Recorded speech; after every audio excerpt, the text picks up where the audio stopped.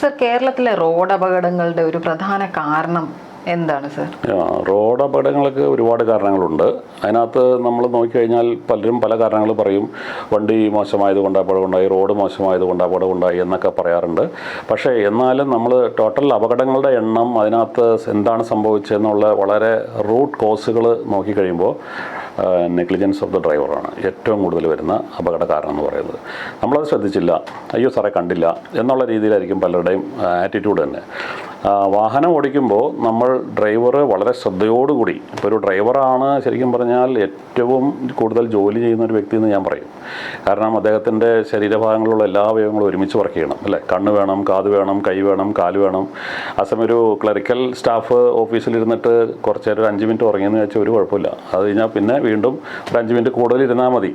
അപ്പോൾ അവർക്ക് ആ ജോലി ചെയ്ത് തീർക്കാൻ പറ്റും. പക്ഷേ അതേസമയം ഒരു ഡ്രൈവർ ഒരു സെക്കൻഡ് റോഡിലെ ശ്രദ്ധ മാറിപ്പോയി കഴിഞ്ഞാൽ, ഒന്ന് മയങ്ങിപ്പോയി കഴിഞ്ഞാൽ റോഡ് അപകടം ഉണ്ടാവും. അതിൽ പ്രധാനപ്പെട്ട ഒരു കാര്യം എന്ന് പറയുന്നത്, നമ്മൾ ഈ വാഹനത്തിൻ്റെ സ്പീഡും വണ്ടി മൂവ് ചെയ്ത ഡിസ്റ്റൻസും തമ്മിലുള്ളൊരു കാൽക്കുലേഷൻ നമുക്ക് പലർക്കും അറിയില്ല എന്നുള്ളതാണ്. 60 km/h സ്പീഡിൽ പോകുന്ന ഒരു വണ്ടി ഒരു സെക്കൻഡ് നമ്മുടെ ശ്രദ്ധ മാറിക്കഴിഞ്ഞാൽ നമ്മൾ കാണാത്ത ഒരു 16.66 മീറ്റർ പോയിരിക്കും. അത് മാത്തമാറ്റിക്സാണ്. അപ്പോൾ ഈ ഡിസ്റ്റൻസ് എന്ന് പറയുന്നത് വലിയ ദൂരമാണ്. നമുക്കറിയാൻ പറ്റും അവിടെ ഒരു കുട്ടി വട്ടം ചാടാൻ ചാൻസ് ഉണ്ട്, അല്ലെങ്കിൽ വേറെ എന്തെങ്കിലും ഒരു വണ്ടി കയറി വരാൻ ചാൻസ് ഉണ്ട്. അപ്പോൾ റോഡ് ശരിക്കും പറഞ്ഞാൽ നമ്മൾ ഒരു പ്രാവശ്യം കാണുന്ന റോഡല്ല, ഒരു സെക്കൻഡ് കഴിയുമ്പോൾ മാറിക്കൊണ്ടിരിക്കും.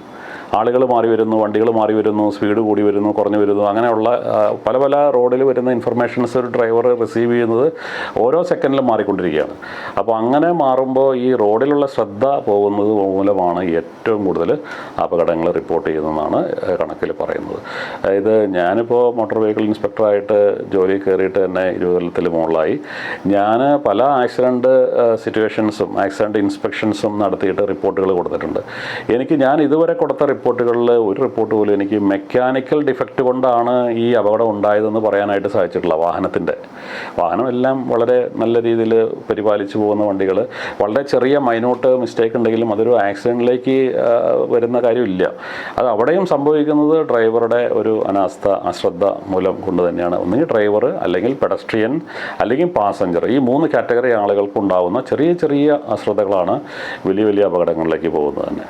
നമ്മളൊന്ന് റെസ്പോൺസിബിൾ ആകുക, അത് ഏത് റോൾ എടുത്താലും, ഡ്രൈവറിൻ്റെ റോളാണെങ്കിലും പെഡസ്ട്രിയൻ്റെ റോൾ എടുത്താലും, അല്ലേ സർ? അതെ. നമ്മളെപ്പോഴും വിജിലൻ്റ് ആയിട്ട് റോഡിൽ നടക്കുമ്പോഴും റോഡ് ഉപയോഗിക്കുമ്പോഴും നമ്മൾ പലപ്പോഴും റോഡിൽ ശ്രദ്ധിച്ച് പോകേണ്ട ഒരു സാഹചര്യമാണ് ഇപ്പോൾ ഉള്ളത്. കാരണം ക്രമാതീതമായിട്ട് വാഹനങ്ങളുടെ എണ്ണം കൂടിയിരിക്കുകയാണ്. അപ്പോൾ അത് കണക്കിലെടുക്കുമ്പോൾ നമ്മൾ റോഡിൽ ശ്രദ്ധിക്കാതെ, പ്രത്യേകിച്ച് മൊബൈലിൽ വെച്ച് സംസാരിച്ച്, അല്ലെങ്കിൽ മൊബൈലിൽ പാട്ട് കേട്ട്, അല്ലെങ്കിൽ വാട്സാപ്പിൽ ഇങ്ങനെ നോക്കിക്കൊണ്ടൊക്കെ റോഡിലൂടെ നടക്കുന്ന ആളുകളെയും വണ്ടി ഇടിക്കുന്നുണ്ട് നമ്മുടെ കേരളത്തിൽ. അപ്പോൾ അത് നമ്മൾ റോഡിലെ ശ്രദ്ധ പോകുന്നതുകൊണ്ട് തന്നെയാണ് അവർ ഈ ഫോണിൽ ശ്രദ്ധിച്ച് പോവുകയാണ്. അതുപോലെ തന്നെ ഡ്രൈവ് ചെയ്യുമ്പോഴും ഫോൺ ഉപയോഗിക്കുന്നത് വളരെ ശ്രദ്ധ മാറിപ്പോകുന്ന ഒരു സംഭവം തന്നെയാണ് അതിനകത്ത് നടക്കുന്നത്. അതായത് നമ്മളെപ്പോഴും ഫോണിൽ ഒരാളായിട്ട് സംസാരിച്ചുകൊണ്ടിരിക്കുമ്പോൾ ഈ എതിർഭാഗത്തിരിക്കുന്ന ആൾ ആരും ആയിക്കോട്ടെ, ഇപ്പോൾ അച്ഛനായിക്കോട്ടെ, അമ്മയായിക്കോട്ടെ, അവരാണ് വിളിക്കുന്നതെങ്കിൽ അവരുടെ ഇമേജ് നമ്മുടെ ബ്രെയിൻ മാപ്പ് ചെയ്യാണ്. അപ്പോൾ നമ്മുടെ കണ്ടുകൊണ്ടിരിക്കുന്ന റോഡ് ചിലപ്പോൾ ഒരു ഇൻഅറ്റൻറ്റീവ് ബ്ലൈൻഡ്നെസ് എന്നുള്ള രീതിയിലേക്ക് മാറിക്കൊണ്ടിരിക്കുകയാണ്. അതാണ് അതിൻ്റെ അകത്തൊരു പ്രത്യേകത. നമ്മൾ റോഡിൽ ശ്രദ്ധിക്കേണ്ട സമയം ഫോണിലേക്ക് ശ്രദ്ധ പോകുമ്പോൾ നമ്മുടെ റോഡിലെ ശ്രദ്ധ കുറയുന്നു എന്നുള്ള ഒരു രീതിയിലാണ് വരുന്നത്. അങ്ങനെയാണ് പല അപകടങ്ങളും ഉണ്ടാകുന്നത് തന്നെ. സർ, ഈ AI ക്യാമറാസ് വന്നതോടെ അപകടങ്ങൾക്കൊരു ഗണ്യമായ കുറവുണ്ടായിട്ടുണ്ടോ? തീർച്ചയായും അത് സ്റ്റാറ്റിസ്റ്റിക്കലി പ്രൂവണാണ്. അതായത് 2023, 24 അതിലേക്ക് കണക്കുകൾ, മരണം നടന്നിരിക്കുന്നതിൻ്റെ കേരളത്തിലെ കാര്യമാണ് ഞാൻ പറയുന്നത്. കണക്കെടുത്ത് കഴിഞ്ഞാൽ ഒരു 250, 260 ആളുകളെ ഓരോ വർഷവും മരണം കുറയ്ക്കാനായിട്ട് സാധിച്ചിട്ടുണ്ടെന്നുള്ളതാണ് റിപ്പോർട്ടുകൾ സൂചിപ്പിക്കുന്നത്. അതിലെ പ്രധാനപ്പെട്ട കാരണം ഒരു സൈക്കോളജിക്കൽ ഇമ്പാക്റ്റ് പബ്ലിക്കിൻ്റെ ഇടയിലുണ്ടായി. കാരണം ഞാൻ ഹെൽമെറ്റിലാണ്ട് പോയി കഴിഞ്ഞാൽ എന്നെ പിടിക്കും, ക്യാമറ റോഡിലുണ്ട്, 24 hours നോക്കിക്കൊണ്ടിരിക്കുകയാണ്, അത് രാത്രിയാണെങ്കിലും പകലാണെങ്കിലും എന്നെ പിടിക്കാൻ ചാൻസ് ഉണ്ട്. അപ്പോൾ ഞാൻ ഹെൽമെറ്റ് ഇടും. അതുപോലെ തന്നെ സീറ്റ് ബെൽറ്റ് ഇടുമ്പോൾ ഡ്രൈവർ മാത്രമല്ല, കോ ഡ്രൈവറോടും സീറ്റ് ബെൽറ്റ് ഇടാൻ പറയും. അല്ലെങ്കിൽ ഫൈൻ കിട്ടിയാൽ എനിക്കാ കിട്ടാൻ പോണേന്നുള്ള ഡ്രൈവർ അല്ലെങ്കിൽ ഓണർ മനസ്സിലാക്കിക്കൊണ്ട് അങ്ങനെയും പറയുന്നു. അപ്പോൾ പ്രധാനമായിട്ടും ഹെൽമെറ്റ് വെച്ചുകൊണ്ട് തന്നെ ആളുകൾ ഈ ക്യാമറയുടെ മുമ്പിൽ കൂടെ പോകാൻ തുടങ്ങിയെന്നുള്ളതാണ്. എന്നിട്ടും ക്യാമറ ഒരുപാട് കേസുകൾ എടുക്കുന്നുണ്ടെന്നുള്ളതാണ്. ഹെൽമെറ്റ് ഇല്ലാതെ ഒരുപാട് ആൾക്കാർ ഇതിൻ്റെ കൂടെ ഫ്രണ്ടിലൂടെ പോകുന്നുണ്ടെന്നുള്ളതാണ് സത്യം. ഇപ്പോഴും സത്യം പറഞ്ഞു കഴിഞ്ഞാൽ ഇപ്പോൾ ആൾക്കാർക്ക് കൂടുതൽ ഭയം RTO ഓഫീസേഴ്സിൻ്റെയാണോ അതോ ക്യാമറയാണോ? അല്ല, ഓഫീസേഴ്സ് എണ്ണത്തിൽ വളരെ കുറവാണ്. ഏതാണ്ട് 300 പേര് താഴെയുള്ളൂ മോട്ടോർ വെഹിക്കിൾ ഇൻസ്പെക്ടർമാർ തന്നെ. അതുപോലെ അസിസ്റ്റന്റ് മോട്ടോർ വെഹിക്കിൾ ഇൻസ്പെക്ടർമാരാണെങ്കിലും അധികം എണ്ണമൊന്നുമില്ല കേരളത്തിൽ. വാഹനങ്ങളുടെ എണ്ണം വെച്ച് കമ്പയർ ചെയ്യുമ്പോൾ വളരെ കുറവാണ്. അപ്പോൾ ഈവൻ മറ്റുള്ള ഓഫീസേഴ്സ് ആണെങ്കിലും റോഡിലെ എൻഫോഴ്സ്മെൻറ്റ് ഓഫീസേഴ്സ് ആണെങ്കിലും റോഡിലെ പ്രസൻസ് ഉള്ള സ്ഥലങ്ങളിൽ എല്ലാവരും മാന്യന്മാരായിട്ട് പോകും. പക്ഷേ ഇല്ലാത്ത സ്ഥലങ്ങളിൽ ചെറിയ ഒഫൻസുകളൊക്കെ എടുത്ത് പോകുന്നൊരു സൈക്കോളജി നമ്മളുടെ ആളുകൾക്കുണ്ട്. പക്ഷേ ക്യാമറ ഉള്ള ഒരു സ്ഥലമാണെന്നുണ്ടെങ്കിൽ 100% വളരെ വിജിലൻ്റായിട്ട് റോഡ് നിയമങ്ങൾ പാലിച്ചുകൊണ്ട് പോകാനുള്ള ഒരു മാനസികാവസ്ഥയിലേക്ക് അവരെത്തിക്കുകയാണ് ക്യാമറയിൽ നിന്ന്. ഈവൻ ഡമ്മി ക്യാമറയാണെങ്കിൽ പോലും. അതാണ് അതിൻ്റെ പ്രത്യേകത. ഇപ്പോൾ വിദേശ രാജ്യങ്ങളിലൊക്കെ ഒരു 10 ക്യാമറ വെച്ചിട്ടുണ്ടെങ്കിൽ അതിനകത്ത് ഒരു 6 ഒറിജിനലും 4 ഡമ്മി ആയിരിക്കും. ഈ ഡമ്മി കാണുമ്പോൾ അയ്യോ എൻ്റെ ക്യാമറ പിടിക്കാൻ ചാൻസ് ഉണ്ടെന്ന് മനസ്സിലാക്കിയിട്ട് അവർ വിജിലൻ്റായിട്ട് ഇപ്പോൾ നിയമങ്ങൾ പാലിച്ചുകൊണ്ട് തന്നെ പോകാനുള്ള രീതിയിലേക്ക് ആറ്റിറ്റ്യൂഡ് മാറുകയാണ്. അതൊരു സൈക്കോളജിയാണ് അത് ശരിക്കും പറഞ്ഞത്. വളരെ യൂസ്ഫുള്ളാണ് ക്യാമറ എന്ന് പറയുന്ന സംഭവം. സർ, എങ്ങനെയാണ് ഡിപ്പാർട്ട്മെൻറ്റ്സ് റോഡ് ആക്സിഡൻറ്റ്സ് കോർഡിനേറ്റ് ചെയ്യുന്നത്? അതായത് ഒരു അപകടം നടക്കരുതെന്നാണ് നമ്മുടെയൊക്കെ ആഗ്രഹമെങ്കിലും യാദൃശ്യമായിട്ട് സംഭവിച്ചു പോകുന്ന അപകടങ്ങളിൽ ആദ്യം പ്രൈമറി ആയിട്ട് 2 വണ്ടികൾ കൂട്ടിമുട്ടി കഴിഞ്ഞ് കഴിഞ്ഞാൽ വണ്ടികളുടെ ഡാമേജും വലിയ കാര്യമായ ഡാമേജ് ഇല്ല എന്നുണ്ടെങ്കിൽ വണ്ടികൾ ട്രാഫിക് ബ്ലോക്ക് ആക്കാതെ വന്ന് ഒതുക്കിയിടുക എന്നുള്ളൊരു മാന്യത 2 ഡ്രൈവർമാരും കാണിക്കണം. അതിനുശേഷം ഇപ്പം ഒരു മേജർ ആക്സിഡൻറ്റിലേക്കുള്ള രീതിയിൽ വണ്ടിക്ക് ഡാമേജൊക്കെ വന്നു, അല്ലെങ്കിൽ ആളുകൾക്ക് പരിക്ക് പറ്റി, അങ്ങനെയാണെങ്കിൽ ഹോസ്പിറ്റലൈസ് ചെയ്യാനുള്ള നടപടികളിലേക്ക് നീങ്ങണം. നിയറസ്റ്റ് ആയിട്ടുള്ള ഹോസ്പിറ്റൽ ഏതാണ്, ആംബുലൻസ് സൗകര്യങ്ങൾ, അതോടൊപ്പം തന്നെ പോലീസിൻ്റെ ടോൾ ഫ്രീ നമ്പർ അതിലൊക്കെ വിളിച്ചറിയിച്ചിട്ട്, ആംബുലൻസിൻ്റെ ടോൾ ഫ്രീ നമ്പറൊക്കെ എല്ലാവരും അറിഞ്ഞിരിക്കണം. അപ്പോൾ അതിനകത്തൊക്കെ വിളിച്ചറിയിച്ചിട്ട് അവർ വന്ന് ഹോസ്പിറ്റലൈസ് ചെയ്യണ രീതിയിൽ പോകുന്നു. ഇത് ആദ്യം ഞങ്ങളുടെ ഡിപ്പാർട്ട്മെൻറ്റുകളുടെ കോർഡിനേഷൻ നടക്കുന്നത് തന്നെ ഫസ്റ്റ് പോലീസ് ഡിപ്പാർട്ട്മെൻറ്റിലാണ് ഈ റിപ്പോർട്ട് ചെയ്യുന്നത്. ആക്സിഡൻറ്റ് പറ്റിക്കഴിഞ്ഞാൽ പോലീസ് ഓഫീസേഴ്സ് അവിടെ വന്നിട്ട് ആക്സിഡൻറ്റ് സീനും അതിൻ്റെ മഹസറും കാര്യങ്ങളൊക്കെ രേഖപ്പെടുത്തുന്നത് പണ്ടത്തെ പോലെ ഒരു വെള്ള പേപ്പറിൽ കാർബൺ വെച്ച് എഴുതിക്കൊണ്ട് പോകുന്ന സിസ്റ്റമൊക്കെ മാറിക്കഴിഞ്ഞു. ഇപ്പോൾ ഐറാഡ് അല്ലെങ്കിൽ IDAR എന്ന് പറയുന്ന പുതിയ സോഫ്റ്റ്വെയർ ഉണ്ട്. അത് മൊബൈൽ ആപ്ലിക്കേഷൻ ഉണ്ട്, വെബ് ആപ്ലിക്കേഷൻ ഉണ്ട്. അപ്പോൾ ഇലക്ട്രോണിക് ഡീറ്റെയിൽഡ് ആക്സിഡൻറ്റ് റിപ്പോർട്ട് എന്നാണ് അതിൻ്റെ പേര് പറയുന്നത്. നമുക്ക് പ്ലേ സ്റ്റോറിലൊക്കെ നോക്കിയാൽ അതിൻ്റെ കാണാൻ പറ്റും. അതിനകത്ത് വിവിധ ഏജൻസികളുണ്ട്. ഓരോ ഏജൻസിക്കും യൂസർ ID പാസ്വേഡ് കൊടുത്തിട്ടുണ്ട്. അപ്പോൾ ഫസ്റ്റ് ഒരു ആക്സിഡൻറ്റ് ഇൻസിഡൻറ്റ് റിപ്പോർട്ട് ചെയ്യുന്നത് പോലീസ് ഓഫീസേഴ്സ് ആണെന്നുണ്ടെങ്കിൽ പോലീസിന് യൂസർ ID പാസ്വേഡ് വെച്ചിട്ട് ആ ഡാറ്റ എൻട്രിയാണ്. ഏത് വണ്ടികളാണ് അതിനകത്ത് ഇൻവോൾവ് ആയിരിക്കുന്നത്, എന്തൊക്കെ ഡാമേജ് പറ്റിയിട്ടുണ്ട്, ആളുകളുടെ ആരൊക്കെയാണ്, ലൈസൻസ് ഹോൾഡർ ആരാണ്, അവരുടെ ലൈസൻസ് നമ്പർ, ഇത് എവിടെയാണ് ലൊക്കേഷൻ. അപ്പോൾ ലോഞ്ചിറ്റ്യൂഡിൽ ലാറ്റിറ്റ്യൂഡിൽ വരെ അതിനകത്ത് ക്ലിയർ ആയിട്ട് മെൻഷൻ ചെയ്യും. ഫോട്ടോഗ്രാഫ്സ് എടുക്കാം. അത് എൻട്രി കഴിഞ്ഞ് കഴിഞ്ഞാൽ പോലീസിൻ്റെ റിക്വസ്റ്റ് RTOയിലേക്ക് ഈ വെബ്സൈറ്റ് വഴി, ഈ മൊബൈൽ ആപ്ലിക്കേഷൻ വഴി തന്നെ സെൻഡ് ചെയ്യാം. നേരെ പ്രിൻ്റ് എടുത്ത് കൊണ്ടുപോയി കൊടുക്കേണ്ട കാര്യമൊന്നുമില്ല. അപ്പോൾ തന്നെ മോട്ടോർ വെഹിക്കിൾ ഇൻസ്പെക്ടേഴ്സിന് അല്ലെങ്കിൽ അസിസ്റ്റന്റ് മോട്ടോർ വെഹിക്കിൾ ഇൻസ്പെക്ടേഴ്സിന് RTOയ്ക്ക് യൂസർ ID പാസ്വേഡ് ഓരോരുത്തർക്കും ഉണ്ട്. ഇൻഡിവിജ്വലായിട്ടുള്ള ഓരോ ഓഫീസറിനും യൂസർ ID പാസ്വേഡ് ഉണ്ടാവും. അപ്പോൾ അതിൽ ലോഗിൻ ചെയ്ത് കഴിഞ്ഞാൽ അവർക്ക് വന്നിരിക്കുന്ന ഇൻബോക്സിൽ ഇതെല്ലാം വന്ന് കിടപ്പുണ്ടാവും. ഏത് പോലീസ് സ്റ്റേഷനിലാണ് അപകടം നടന്നിരിക്കുന്നത്, അത് മേജറാണോ മൈനറാണോ ഫാറ്റലാണോ എന്നുള്ളത് കളർ കോഡ് വഴി അത് മനസ്സിലാക്കാൻ സാധിക്കും. അപ്പോൾ ആ കളർ കോഡ് വഴി മനസ്സിലാക്കിയിട്ട് അത് കൺസേൺഡ് ഓഫീസർ ലോഗിനായിട്ട് അതിനകത്ത് അവിടെ പോയിട്ട് വണ്ടി കിടക്കുന്ന സ്പോട്ടോ അല്ലെങ്കിൽ പോലീസ് സ്റ്റേഷനിൽ വണ്ടി കൊണ്ടുവരികയാണെങ്കിൽ അവിടെ പോയിട്ട് വണ്ടിയുടെ ഫോട്ടോ, വണ്ടിയുടെ ഡാമേജ്, അതുപോലെ ഡ്രൈവർ ലൈസൻസ് ഡീറ്റെയിൽസ്, എന്തെങ്കിലും റിമാർക്ക് ഈ ആക്സിഡൻറ്റ് നടന്ന സംഭവമായിട്ട് ബന്ധപ്പെട്ടുള്ള കാര്യങ്ങളെക്കുറിച്ച് എന്തെങ്കിലും അവർക്ക് പറയാനുണ്ടെങ്കിൽ അത് റിമാർക്ക് ചെയ്യാനുള്ള കോളം വെച്ചിട്ട് നമുക്ക് ഈ റിപ്പോർട്ട് സെൻഡ് ചെയ്യാൻ സാധിക്കും. അതും ഓൺലൈനിൽ സെൻഡ് ചെയ്യാം. ഫിസിക്കൽ കോപ്പി കൊടുക്കണമെങ്കിൽ അത് പ്രിൻ്റ് എടുത്ത് കൊടുക്കുകയും ചെയ്യാം. അതിനുശേഷം പിന്നീട് ഈ പാരലായിട്ട് ചെയ്യാനായിട്ട് റോഡ് ഡിവിഷൻസിനുണ്ട്. ആരൊക്കെയാണ് ഈ റോഡിൻ്റെ ഉടമസ്ഥ? അപ്പോൾ നാഷണൽ ഹൈവേ ആവാം, PWD ആവാം, അല്ലെങ്കിൽ മുനിസിപ്പാലിറ്റി കോർപ്പറേഷൻ, അങ്ങനെയുള്ള റോഡ് ചെയ്തിരിക്കുന്ന റോഡിൻ്റെ ഉടമസ്ഥർ ആരൊക്കെയാണെന്ന് നോക്കിയിട്ട് അവർക്കും ലോഗിൻ ID ഉണ്ട്. PWD ആൻഡ് നാഷണൽ ഹൈവേ അവർക്ക് ലോഗിൻ ID ഉണ്ട്.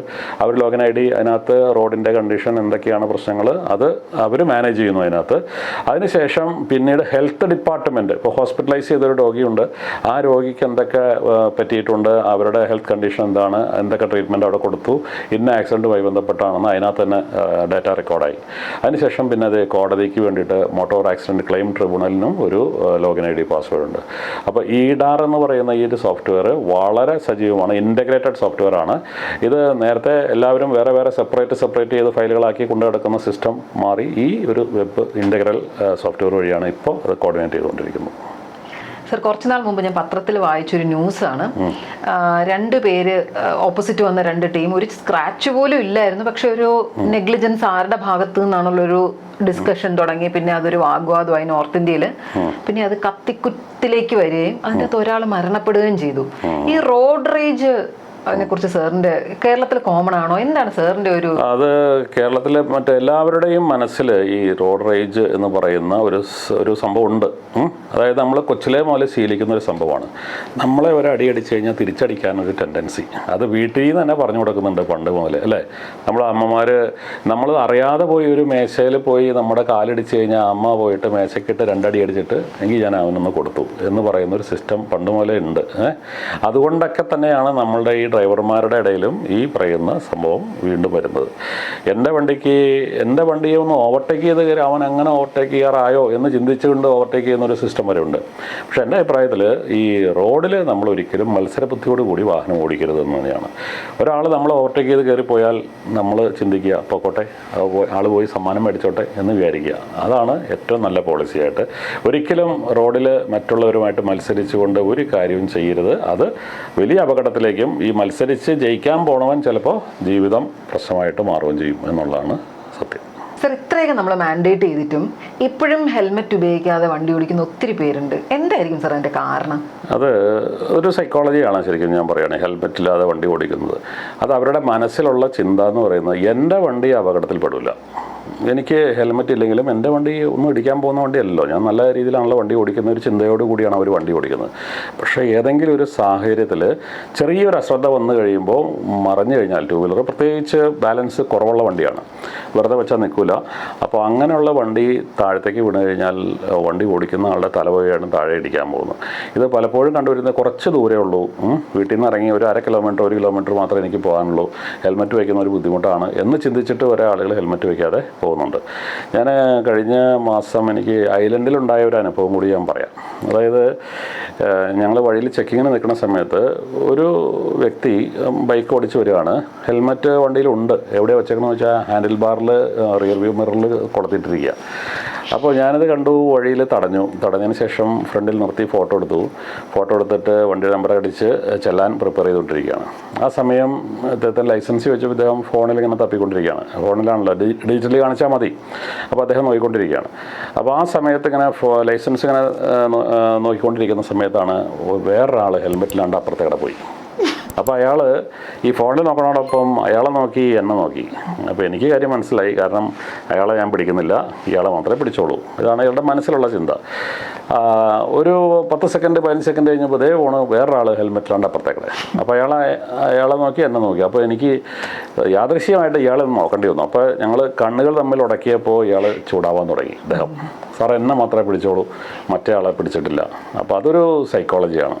അപ്പോൾ നമ്മുടെ വണ്ടി പിടിക്കണേക്ക് മുമ്പ് സാറ് മറ്റത് പിടിക്കുക, അത് പിടിക്കാതെ എന്നിട്ട് എന്നെ പിടിക്കുന്നുള്ളൊരു സൈക്കോളജി ഇതിൽ ആളുകൾ വണ്ടി ഓടിച്ച് പോകുന്നുണ്ട്. ഒരുപാട് പേര് ഹെൽമെറ്റിലാണ്ട് പോകുന്നുണ്ടല്ലോ, ഇപ്പോൾ എനിക്കെന്താ പോയാൽ എന്ന് ചിന്തിക്കുന്ന ആളുകൾ വരെ ഉണ്ട്. പക്ഷേ സിറ്റി ഏരിയയിൽ, പ്രത്യേകിച്ച് ഇപ്പോൾ കൊച്ചി പോലുള്ള സിറ്റി ഏരിയകളിലൊക്കെ ഹെൽമെറ്റില്ലാതെ പോകുന്നത് വളരെ ചുരുക്കമാണ്. കാരണം ക്യാമറകൾ പല സ്ഥലത്തും ഇരിക്കുകയാണല്ലോ.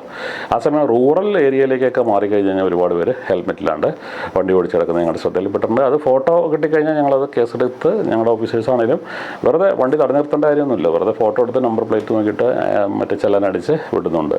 ഇതൊരു സൈക്കോളജിയാണെന്ന് പറയാൻ കാരണം നമ്മളൊരു ചെറിയ എക്സാമ്പിളാണ്. നമ്മുടെ വീട്ടിൽ കറണ്ട് പോയാൽ നമ്മൾ അടുത്ത വീട്ടിലേക്ക് ഇങ്ങനെ കുണിഞ്ഞു നോക്കും, അല്ലേ? അത് അവിടെ പോയിട്ടുണ്ടോ എന്ന് നോക്കും. ആ ഒരു സൈക്കോളജി ട്രാഫിക് ഒഫൻസിൻ്റെ കാര്യത്തിലായാലും അവിടെ പോയിട്ടുണ്ടെങ്കിൽ സമാധാനം വരും. അവിടെ പോയിട്ടില്ലെങ്കിൽ അയ്യോ എൻ്റെ കുഴപ്പമാണ്, എന്തോ പ്രശ്നമുണ്ടെന്ന് ചിന്തിക്കുകയും ചെയ്യും. അത് സൈക്കോളജി. അപ്പോൾ അത് ഒരു കാരണവശാലും ട്രാഫിക് ഒഫൻസിൽ ചിന്തിക്കരുത്. നമ്മൾ നന്നായിട്ട് മറ്റുള്ളവർ നന്നായിക്കോട്ടെ എന്നൊരു ചിന്തയിൽ വേണം വാഹനം ഓടിച്ച് നടക്കാൻ. ഹെൽമെറ്റ് വയ്ക്കാൻ പറയുന്നത് എനിക്ക് വേണ്ടിയിട്ടാണ്, അല്ലാതെ പോലീസ് ഓഫീസർമാരോ അല്ലെങ്കിൽ മോട്ടോർ വെഹിക്കിൾ ഇൻസ്പെക്ടർമാർക്കോ വേണ്ടിയിട്ടല്ല ഹെൽമെറ്റ് വയ്ക്കാൻ പറയുന്നത്. നമ്മളുടെ സേഫ്റ്റിക്ക് വേണ്ടിയിട്ട് പറയുന്നൊരു സംഭവമാണ്. അത് ഒരു ആരാണേലും, 2 വീലർ ഓടിക്കുന്ന ആരാണേലും മനസ്സിലാക്കേണ്ടത് വളരെ അത്യാവശ്യമാണ്. ഇനി ഞങ്ങൾ വഴിയിൽ ചെക്ക് ചെയ്യുമ്പോൾ അച്ഛനും അമ്മയും ഹെൽമെറ്റ് ഉണ്ടാവും. ചിലപ്പോൾ ഒരു കൊച്ചുകുട്ടിക്ക് ഹെൽമെറ്റ് കൊടുത്തിട്ടുണ്ടാവില്ല. അല്ലെങ്കിൽ അച്ഛൻ സ്കൂളിലേക്ക് ഒരു കുട്ടിയെ കൊണ്ടുപോയാക്കാൻ പോകുന്നു, അമ്മ ഒരു കുട്ടിയെ കൊണ്ടുപോയാക്കാൻ പോകുന്നു സ്കൂളിലേക്ക്. അമ്മ ഹെൽമെറ്റ് വെച്ചിട്ടുണ്ടാവും, കുട്ടി വെച്ചിട്ടുണ്ടാവില്ല.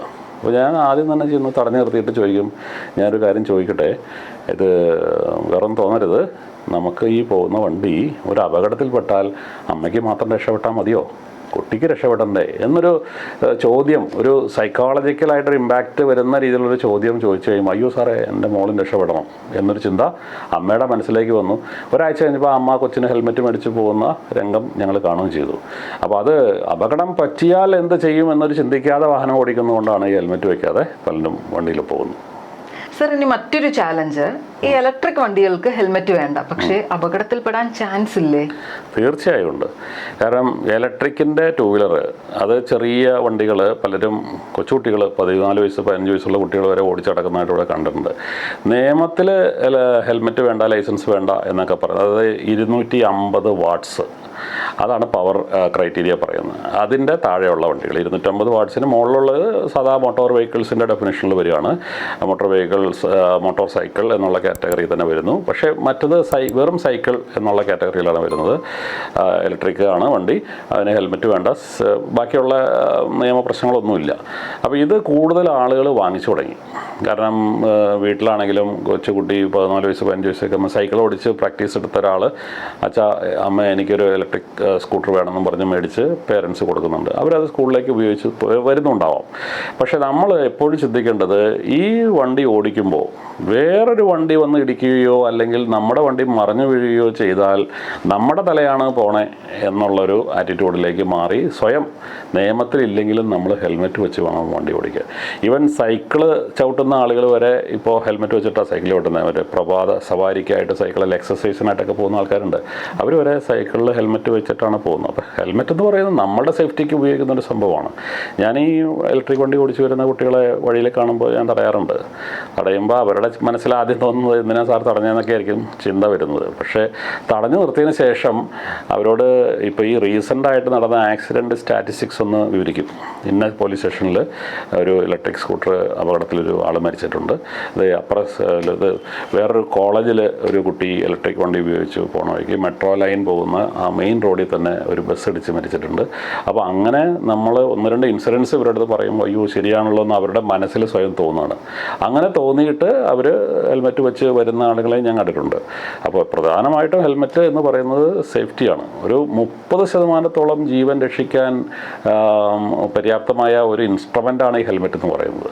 അപ്പോൾ അത് നമ്മൾ ഉപേക്ഷിച്ചിട്ട് വാഹനം ഓടിക്കുന്നത് ഒട്ടും ശരിയല്ല എന്നുള്ളതാണ്. നമ്മുടെ സേഫ്റ്റി നമ്മൾ നോക്കണം. സ്വന്തം ജീവിതത്തിൽ ഒരു RTO ഓഫീസർ ആയിട്ട് പോലും താങ്കൾക്ക് എപ്പോഴെങ്കിലും ഒരു നിയമം ലംഘിക്കേണ്ടി വന്നിട്ടുണ്ടോ? മോട്ടോർ വെഹിക്കിൾ ഡിപ്പാർട്ട്മെൻറ്റിൽ വരുന്നതിന് മുമ്പ് കോളേജിലൊക്കെ പഠിച്ചുകൊണ്ടിരിക്കുമ്പോൾ ഈവൻ ബൈക്കിൽ ഹെൽമെറ്റിലാണ്ടൊക്കെ ഞാൻ പണ്ട് പോയിട്ടുണ്ടാവാം, ഉണ്ടെന്നാണ് എൻ്റെ ഓർമ്മ. പക്ഷേ അത് അന്നത്തെ കാലത്ത് അത്ര വലിയ സ്ട്രിക്റ്റ് ആയിരുന്നില്ല. ഇപ്പോൾ പുറകിലിരിക്കുന്നവർക്ക് ഒരു ഹെൽമെറ്റ് നിർബന്ധമാക്കിയത് വളരെ അടുത്താണ്. നേരത്തെ വണ്ടി ഓടിക്കുന്ന ആളുകൾ ഒരുപാട് പേര് ഹെൽമെറ്റിലാണ്ടാണ് പോയിക്കൊണ്ടിരുന്നത്. ഇതൊരു നിയമപ്രശ്നമാണെന്നും അതുപോലെ നിയമത്തിൽ പറഞ്ഞിരിക്കുന്ന ഒരു കാര്യമാണെന്നും അത് പാലിച്ചു പോയില്ലെങ്കിൽ നമുക്ക് അപകടം കൂടും എന്നുള്ളതും കൂടി നമ്മൾ മനസ്സിലാക്കിയതിന് ശേഷം പിന്നെ നിയമം വിട്ട് നമ്മളൊന്നും ചെയ്യാറില്ല. ഇത് എല്ലാവരും ചിന്തിക്കണം. ഇതിപ്പോൾ പണ്ടത്തെ പോലെയല്ല. 1960കളിൽ കേരളത്തിൽ വെറും 25,000 വണ്ടി ഉണ്ടായിരുന്ന സ്ഥലത്ത് 2026 1,92,00,000 കേരള വണ്ടികളായി കഴിഞ്ഞു. ഇനി കേരള വണ്ടി മാത്രമല്ല, കേരളത്തിൽ അതർ സ്റ്റേറ്റ് വണ്ടികളും കിടന്ന് ഓടുന്നുണ്ട്. അപ്പോൾ ഏതാണ്ട് 2 കോടിയിലധികം വണ്ടിയാണ് കേരളത്തിൽ കിടന്ന് ഓടിക്കൊണ്ടിരിക്കുന്നത്. അപ്പോൾ നമ്മൾ സൂക്ഷിച്ച് പോയില്ല എന്നുണ്ടെങ്കിൽ വേറെ വണ്ടി വന്നിരിക്കാനും ചാൻസ് ഉണ്ട്. അതുകൊണ്ട് നമ്മളെപ്പോഴും നിയമം പാലിച്ചുകൊണ്ട് വാഹനം ഓടിക്കേണ്ടത് വളരെ അത്യാവശ്യമാണ്. സർ, ഇത്രയും കാലത്തെ സർവീസിൻ്റെ ഇടയിൽ ഒരു ഡ്രൈവിംഗ് ടെസ്റ്റിലോ അല്ലെങ്കിൽ ഒരു ചെക്കിങ്ങിൻ്റെയോ സമയത്ത് ഏറ്റവും വിചിത്രമായി രസകരമായി തോന്നിയ ഒരു എക്സ്ക്യൂസ് സാറിന് എന്താണ്? വിചിത്രമായൊരു സംഭവം എൻ്റെ മനസ്സിൽ ഓർമ്മയുണ്ട്. അതായത് തൃശ്ശൂർ വെച്ചിട്ടാണ് ഞങ്ങളൊരു വഴിയിൽ ചെക്ക് ചെയ്തുകൊണ്ടിരിക്കുന്ന സമയത്ത്, കുറച്ച് കാലം മുമ്പാണ്. അപ്പോൾ നോർമലി അന്ന് ഫ്രണ്ടിലുള്ളവർ മാത്രം ഹെൽമെറ്റ് വെച്ച് വരുന്ന ബൈക്കുകാരെയാണ് നമ്മൾ കാണാറുള്ളൂ. പുറകിലിരിക്കുന്നവർക്കധികം ഹെൽമെറ്റ് വയ്ക്കാത്തൊരു സമയമായിരുന്നു ആ സമയം എന്ന് പറയുന്നത്. അപ്പോൾ ഒരു ബൈക്കിൽ ചേട്ടനും ഒരു ചേച്ചിയും കൂടി വരികയാണ്. രണ്ടുപേരും ഹെൽമെറ്റ് വെച്ചിട്ടില്ല. പക്ഷേ ഹെൽമെറ്റ് ഉണ്ട്, ഫ്രണ്ടിൽ ഓടിക്കുന്ന ആൾക്ക് വയ്ക്കാൻ വേണ്ടി. എവിടെയാണെന്ന് വെച്ചാൽ ചേച്ചിയുടെ മടിയിലിരിപ്പുണ്ട് ഹെൽമെറ്റ്. എവിടെയെങ്കിലും റോഡിൽ ചെക്കിങ് കണ്ടു കഴിഞ്ഞാൽ ഇവർ തമ്മിലുള്ള ഒരു അണ്ടർസ്റ്റാൻഡിംഗ് ആണ്. ചേട്ടൻ ഫ്രണ്ടിലിരുന്ന് ഓടിക്കുന്ന ചേട്ടൻ പറയും, എടി ചെക്കിങ് ഉണ്ട്, ഹെൽമെറ്റ് തലയിലേക്ക് വെച്ചോ. അപ്പോൾ ചേച്ചി എടുത്ത് ചേട്ടൻ്റെ തലയിലേക്ക് ഹെൽമെറ്റ് വെച്ച് കൊടുക്കും. ഇതായിരുന്നു അവരുടെ കോഡ്. ഞങ്ങളെ പെട്ടെന്ന് യാദൃശ്യമായിട്ട് പെട്ടെന്ന് ഇങ്ങനെ വഴിയിൽ ചെക്കിങ് കണ്ടപ്പോൾ ഈ ചേട്ടൻ പെട്ടെന്ന് ഡേ ഹെൽമെറ്റ് വയ്ക്കി ചെക്കിങ് ഉണ്ടെന്ന് പറയുകയും ഈ ചേച്ചി എടുത്ത് ഹെൽമെറ്റ് തലയിലേക്ക് വെച്ചപ്പോൾ ഹെൽമെറ്റ് തിരിഞ്ഞുപോയി. അപ്പോൾ ചേട്ടൻ്റെ മുഖം മറഞ്ഞുപോയി. എന്നിട്ട് വണ്ടി പോയി ഒരു കാനയിലേക്ക് ആടി. എന്നിട്ട് ഞങ്ങൾ ഓടി വന്നിട്ട് എടുത്ത് ഹോസ്പിറ്റലിലേക്ക് കൊണ്ടുപോയി അവരെ. അത് രസകരമായ ഒരു അനുഭവമായിരുന്നു. വലിയ കാര്യമായി പരിക്കൊന്നും പറ്റിയില്ല. എന്നിരുന്നാലും ഈ ചാൻസ് വളരെ കൂടുതലായിരുന്നു ഇങ്ങനെയുള്ള അപകടങ്ങൾ സംഭവിച്ചു കഴിഞ്ഞാൽ. ഈവൻ വേറെ വണ്ടിയുടെ അടിയിലേക്ക് പോവാം. കാരണം ഫ്രണ്ട് വിസിബിലിറ്റി ഫുള്ള് കവർ ചെയ്ത് പോയില്ലേ ചേച്ചി അങ്ങനെ ഹെൽമെറ്റ് എടുത്ത് വെച്ചപ്പോൾ. അപ്പോൾ അത് ഒരിക്കലും നമ്മൾ ഹെൽമെറ്റ് എന്ന് പറയുന്നത് പോലീസിന് അല്ലെങ്കിൽ മോട്ടോർ വെഹിക്കിൾ ഉദ്യോഗസ്ഥർക്ക് വേണ്ടിയിട്ടല്ല, നമുക്ക് വേണ്ടിയിട്ടാണ് ഹെൽമെറ്റ് വയ്ക്കേണ്ടത്. ഒരു വണ്ടി മറിഞ്ഞാൽ അതിനകത്ത് 2 പേരുണ്ടെങ്കിൽ 2 പേർക്കും തല പരിക്ക് പറ്റാൻ ചാൻസ് ഉണ്ട്. അപ്പോൾ 2 പേരും ഹെൽമെറ്റ് വയ്ക്കണം എന്നുള്ളത് തന്നെയാണ് ഞങ്ങൾക്ക് പറയാനുള്ളത്. പിന്നെ സാർ, മോഡിഫിക്കേഷൻ എല്ലാവർക്കും ചെയ്യാൻ ഭയങ്കര താല്പര്യമാണ്. പക്ഷേ ഈ മോഡിഫിക്കേഷൻ ചെയ്യുന്നതിനെ കുറിച്ച് പൊതുജനങ്ങൾ അറിയേണ്ട കാര്യങ്ങൾ എന്തൊക്കെയാണ്? അതായത് മോഡിഫിക്കേഷൻ 2 തരമാണുള്ളത്. ഒന്ന് അനുവദനീയമായ മോഡിഫിക്കേഷൻ, 2 അനുവദിക്കാത്ത മോഡിഫിക്കേഷൻ. പലരുടെയും മനസ്സിലുള്ള ചിന്ത എന്ന് പറയുന്നത് ഈ അനുവദിക്കാത്ത മോഡിഫിക്കേഷൻ മനസ്സിലിങ്ങനെ വിചാരിച്ചുകൊണ്ടിരിക്കുകയാണ് പല ആളുകളും. അതാണ് സൈലൻസറൊക്കെ മാറ്റി സൗണ്ടുകൾ വലിയ ഉച്ചത്തിൽ കേൾക്കുന്ന രീതിയിലുള്ള സൈലൻസറൊക്കെ ഫിറ്റ് ചെയ്യുന്നത്. അതുപോലെ ടയറിൻ്റെ സൈസൊക്കെ വലിയ സൈസൊക്കെ ആക്കി മാറ്റിയിടുന്നത്. ഇതിനകത്തൊരു പ്രധാനപ്പെട്ട കാരണമെന്ന് പറയുന്നത് ഈ വെഹിക്കിൾ മാനുഫാക്ചേഴ്സ് അവരൊരു വാഹനം പ്രൊഡക്ഷൻ തുടങ്ങണേക്ക് മുന്നേ തന്നെ അതിൻ്റെ ഡിസൈൻ, ഡ്രോയിങ് കാര്യങ്ങളടക്കം ഓട്ടോമോട്ടീവ് റിസർച്ച് അസോസിയേഷൻ പോലുള്ള ടെസ്റ്റിംഗ് ഏജൻസിയിൽ അയച്ചു കൊടുത്ത് അതിൻ്റെ അപ്രൂവൽ വാങ്ങും. അങ്ങനെ ഓരോ പാർട്ടിനും അപ്രൂവൽ വാങ്ങിച്ചതിന് ശേഷമാണ് ആ വണ്ടി മെയിനായിട്ട് അസംബ്ലി നടത്തി അതിനൊരു പ്രോട്ടോടൈപ്പ് ഉണ്ടാക്കി ആ പ്രോട്ടോടൈപ്പ് കൊണ്ടുപോയി വീണ്ടും ടെസ്റ്റ് ചെയ്യും. എന്നിട്ട് അതിൻ്റെ അപ്രൂവൽ കിട്ടിയതിന് ശേഷമാണ് അവർ ബൾക്കായിട്ട് മാനുഫാക്ചറിങ് തുടങ്ങുന്നത്. അങ്ങനെ മാനുഫാക്ചറിങ് തുടങ്ങിക്കഴിഞ്ഞു കഴിഞ്ഞാൽ ആ വാഹനങ്ങൾ അതേപോലെ തന്നെയാണ് ഡീലർഷിപ്പിലേക്ക് എത്തുന്നത്.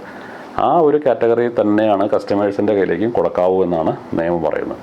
ചെറിയ ചെറിയ മോഡിഫിക്കേഷൻസ്, അതായത് ഒരു കളർ മാറ്റണം, അതുപോലെ ചെറിയൊരു ഗ്രാഫിക്സ് ചെയ്യണം, അങ്ങനെയുള്ള ചെറിയ ചെറിയ മോഡിഫിക്കേഷൻസും അതുപോലെ അനുവദനീയമായ കുറച്ച് മോഡിഫിക്കേഷൻസും ഇപ്പോൾ ലിസ്റ്റ് ചെയ്ത് ബഹുമാനപ്പെട്ട ഉദ്യോഗസ്ഥർ ഒരു കമ്മിറ്റിയൊക്കെ വെച്ചിട്ട് പറഞ്ഞിട്ടുണ്ട്. അത് നോക്കിയിട്ട് അത് ചെയ്തില്ല എന്നുണ്ടെങ്കിൽ ഇതുപോലുള്ള വഴിയിൽ ചെക്ക് റിപ്പോർട്ടുകളും ചെല്ലാനുകളും വരാൻ ചാൻസ് കൂടുതലാണ്. ഒരു VIP വാഹനമോ അല്ലെങ്കിൽ വളരെ ഇൻഫ്ലുവൻസീവ് ആയിട്ടുള്ള ഒരാളുടെയോ വാഹനം എന്തെങ്കിലും നിയമം ലംഘിച്ച് റോഡിൽ പാർക്ക് ചെയ്യുക അല്ലെങ്കിൽ സാറിന് കൈകാര്യം ചെയ്യേണ്ടി വന്നു കഴിഞ്ഞാൽ ഇതേ സ്ട്രിക്ട്നെസ്സോട് കൂടി സാറിന് കൈകാര്യം ചെയ്യാൻ പറ്റുമോ? അതോ നിയമസാധ്യതകളോ മറ്റെന്തെങ്കിലും സാറിന് ഒരു വെല്ലുവിളിയാകുമോ? ഇപ്പോഴത്തെ സാഹചര്യത്തിൽ ഇപ്പോൾ X or Y ആരാണെങ്കിലും നിയമം തെറ്റിച്ചാൽ നിർബന്ധമായിട്ടും AI ക്യാമറകൾ തന്നെ ഒരുപാട് കേസുകൾ എടുക്കുന്നുണ്ട്. ഞങ്ങൾ നേരിട്ട് കാണുന്ന കേസുകളല്ലാത്ത കേസുകളാണ് AI ക്യാമറകൾ എടുക്കുന്നത് തന്നെ. അപ്പോൾ നമ്മളെപ്പോഴും വാഹനം ഓടിക്കുമ്പോഴും ആരാണെങ്കിലും എത്ര വിദ്യാഭ്യാസ യോഗ്യതയുള്ള ആളാണെങ്കിലും ഉന്നതരാണെങ്കിലും നമ്മൾ വാഹനം ഓടിക്കുമ്പോൾ നമ്മളെ കാണാൻ ഒരു ക്യാമറ മോളിലുണ്ട് എന്നൊരു ചിന്ത അവരുടെ മനസ്സിലുണ്ടാവും. അപ്പോൾ അങ്ങനെ പോകുന്ന വഴിക്ക് ഇതുപോലുള്ള ഒരുപാട് വാഹനങ്ങൾ മോട്ടോർ വെഹിക്കിൾ ഡിപ്പാർട്ട്മെൻറ്റ് കൺട്രോൾ റൂമിലേക്ക് ഫോട്ടോ AI ക്യാമറകൾ വഴി അയച്ച് കിട്ടുന്നുണ്ട്. അത് ചാർജ് ഷീറ്റായിട്ട് തന്നെയാണ് പോകാറുള്ളത്. അതിനകത്ത് ഒരു രീതിയിലുള്ള കാര്യങ്ങൾ നടക്കുന്നില്ല. അതായത് എല്ലാത്തിനെയും പ്രോസസ്സ് ചെയ്തിട്ട് ചെല്ലാൻ തന്നെ പ്രിപ്പയർ ചെയ്തിട്ടാണ് പോകാറുള്ളത്. വാഹനം വാങ്ങിക്കഴിഞ്ഞ് RC ട്രാൻസ്ഫർ ചെയ്യാതെ ഉപയോഗിക്കുന്നത് ഒരു പ്രശ്നമാണോ? തീർച്ചയായും. കാരണം നമ്മളൊരു വണ്ടി, നമ്മുടെ ഉടമസ്ഥയിലുള്ളൊരു വണ്ടി വേറെ ആൾക്ക് കൊടുക്കുകയാണെങ്കിൽ 100% നമ്മളുടെ ഉത്തരവാദിത്വമാണ് അയാളുടെ പേരിലേക്ക് മാറ്റി കൊടുക്കുക എന്നുള്ളത്. അത് അയാളുടെ പേര് മാറ്റിക്കോട്ടെ എന്ന് ചിന്തിച്ച് കൊടുക്കുന്ന ആളുകൾക്കാണ് ഈ വിഷയം വരുന്നത്. ഇപ്പോൾ ഞാൻ തന്നെ ഒരു 2 മാസം മുമ്പ് ഒരു വണ്ടി പിടിച്ചു. ആ വണ്ടി വേറെ കുറേ ചെല്ലാൻ പെൻഡിങ് ഉണ്ട് വണ്ടിക്ക്. അപ്പോൾ വണ്ടിക്ക് രജിസ്ട്രേഷൻ കാലാവധി തീർന്നിട്ടും ഇൻഷുറൻസ് തീർന്നിട്ടും ഓടിച്ച് കിടക്കണം. അപ്പോൾ അതെല്ലാം ചെല്ലാനടിച്ചു. പക്ഷേ ഈ വണ്ടിയുടെ ഉടമസ്ഥനെ ഞാൻ ഫോണിൽ ബന്ധപ്പെട്ടപ്പോൾ, മൊബൈൽ നമ്പർ വഴി ഫോണിൽ ബന്ധപ്പെട്ടപ്പോൾ ഇദ്ദേഹം പറഞ്ഞു, സാറേ ഞാനൊരു 6 മാസം മുമ്പ് ഈ വണ്ടി കൊടുത്തതാണ്, എനിക്കിപ്പോൾ വണ്ടിയെക്കുറിച്ച് അറിയില്ല. അപ്പോൾ ഞാൻ പറഞ്ഞു, താങ്കളുടെ പേരിൽ നിന്ന് ഇതുവരെ മാറിയിട്ടില്ല വണ്ടി, അതുകൊണ്ട് എല്ലാ കേസുകളും താങ്കളുടെ പേരിലേക്കാണ് വന്നുകൊണ്ടിരിക്കുന്നത്. അപ്പോൾ സാർ അപ്പോൾ അത് ഈ വണ്ടി എങ്ങനെയും ഒന്ന് പിടിക്കണം സാർ എന്നായി. എന്നിട്ട് ആ വണ്ടി ഞങ്ങൾ കയ്യിൽ നിന്ന് ഞങ്ങൾ പിടിച്ചിടാൻ നോക്കിയില്ല, കാരണം അത് പിടിച്ചിട്ടില്ല. അതിനുശേഷം പിന്നീട് ഒരിക്കൽ പോലീസ് ഓഫീസേഴ്സ് പിടിച്ചു. ഈ വണ്ടി ഉടമസ്ഥനെ വിളിച്ചു വരുത്തി. അതിനുശേഷം കംപ്ലീറ്റ് ഞങ്ങൾ ഫൈനൊക്കെ അടപ്പിച്ചിട്ടൊക്കെയാണ് ആ വണ്ടി വിട്ടത്. അപ്പോൾ ഇതുപോലുള്ള സംഭവങ്ങൾ നമ്മൾ വണ്ടി വിറ്റ് വേറെ ആൾ കൊണ്ടുപോയി ഉപയോഗിച്ചുകൊണ്ട് കിടന്ന് ഇൻഷുറൻസ് തീർന്നിട്ട് ആ വണ്ടി ഒരു അപകടത്തിൽപ്പെട്ടു എന്ന് വിചാരിച്ചു. അവിടെ MACT ക്ലെയിം സെറ്റിൽ ചെയ്യേണ്ട ഉത്തരവാദിത്വം നമുക്കായിരിക്കും. എത്ര കോടി രൂപ കൊടുത്താലും ചിലപ്പോൾ കോമ്പൻസേഷൻ തീരാത്ത കേസുകളൊക്കെ ഉണ്ടെങ്കിൽ ആ കേസിൻ്റെ കംപ്ലീറ്റ് ബാധ്യതയും നമ്മളുടെ പഴയ ഓണറുടെ അടുത്തേക്ക് വരുന്നുള്ളൊരു പ്രത്യേകത അതിനകത്തുണ്ട്.